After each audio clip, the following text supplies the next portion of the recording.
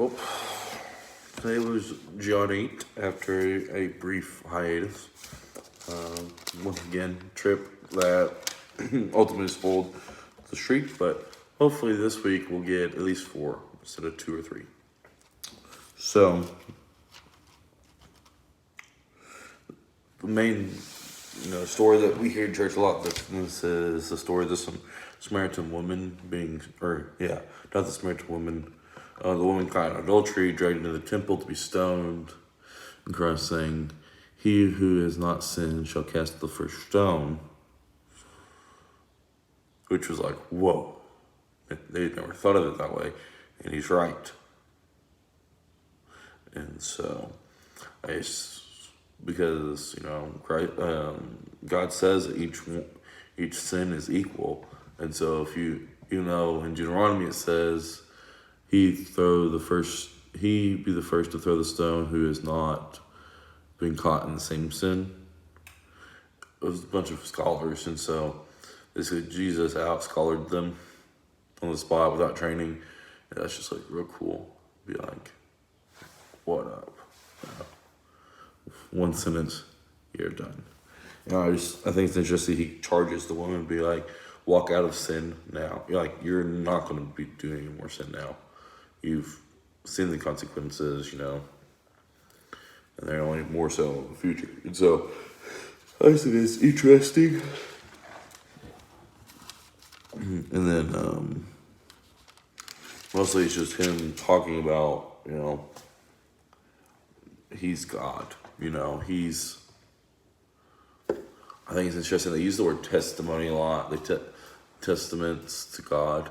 And that just kind of made me think about briefly how we've kind of misconstrued the word of testimony, in my opinion, in the church, at least in the church in America.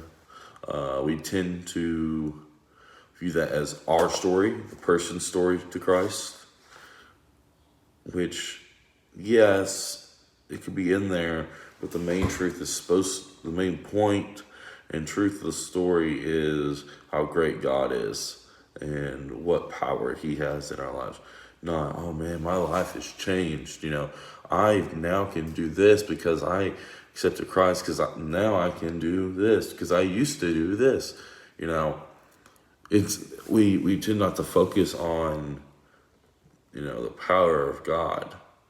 We tend to focus on the change we've made since finding God. And it's just kind of frustrating to think about, because Jesus testifies. He says his testimony, and it's all about God. And he's telling this to some of the greatest scholars of his time, especially about God. And so it's just, I don't know, just an interesting thought of what should my testimony and everyone else's testimony really look like if we actually put the focus on God, who it's supposed to be, or testifying or giving a testimonial about. So that's kind of my thoughts for the day. Honestly, it's pretty short, but getting back in the routine, trying to get a little bit more into it. So far, I've been successful.